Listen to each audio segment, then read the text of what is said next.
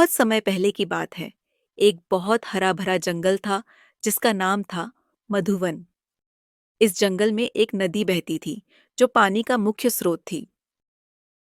लेकिन एक समय ऐसा आया जब वह नदी सूख गई और पूरे जंगल में सूखा पड़ गया। सभी जानवरों की एक बैठक बुलाई गई ताकि इस समस्या का समाधान निकाला जा सके। बैठक में सबसे पहले बंदर ने बताया, ऐसी स्थिति आज से बहुत सालों पहले भी आई थी। तब यहाँ की एक परंपरा थी कि अगर नदी सूख जाए तो हाथियों के परिवार का सबसे बड़ा सदस्य नदी के किनारे खड़ा होकर अपना पारंपरिक नृत्य करेगा, जिससे बारिश होगी।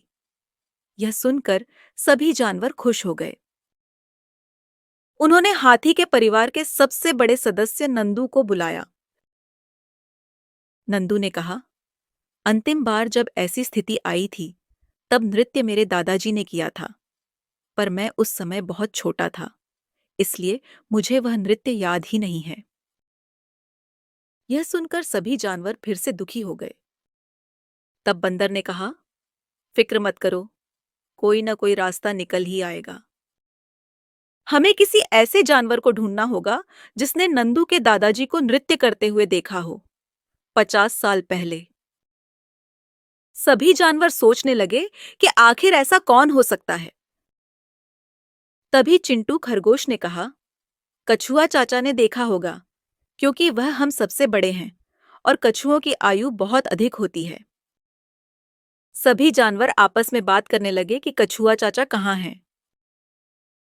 तब भालू ने कहा, कछुआ चाचा आज सुबह ही बताते गए थे कि वह अपने रिश्तेदारों से मिलने दूसरे जंगल जा रहे हैं और अब भी वह रास्ते में होंगे।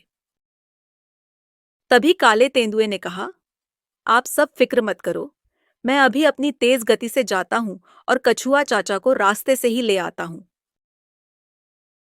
यह कहकर तेंदुआ निकल गया।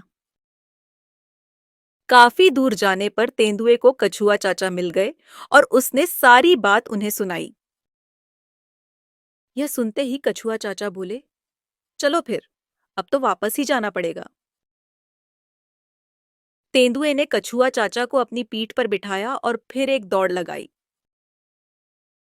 कुछ देर बाद वे दोनों नदी किनारे सभी जानवरों के पास पहुंच गए। कछुआ चाचा बोले, हाँ, मैंने देखा था नंदू के दादा का वह पारंपरिक नृत्य। नंदू, मैं तुम्हें कुछ तरह से वह नृत्य करके दिखाता हूँ। तुम भी अपने दिमाग पर जोर डालो और याद करो। यह कहकर कछुआ चाचा ने नृत्य करना शुरू किया। उनका नृत्य देखकर थोड़ी ही देर में नंदू की आंखों से आंसू आने लगे, क्योंकि उसे याद आ गया था उसके दादाजी और उनका वह पारंपरिक नृत्य जो उन्होंने 50 साल पहले किया था। फिर क्या था, नंदू ने भी शुरू कर दिया अपने परिवार का वह पारंपरिक नृत्य। बादल गरजने लगे, अचानक झमाझम बारिश होने लगी और सभी जानवरों की खुशी का ठिकाना न रहा। इस प्रकार मधुवन के जानवरों ने एकजुट होकर अपने पारंपरिक नृत्य से सूखे की समस्या का समाधान कर लिया और जंगल फिर से हरा भरा हो गया। ऐसी ही और रोमांचक और प्यारी कहानियों के लिए अभी सब्सक्राइब करें स्टोर ऑफ स्टोरी।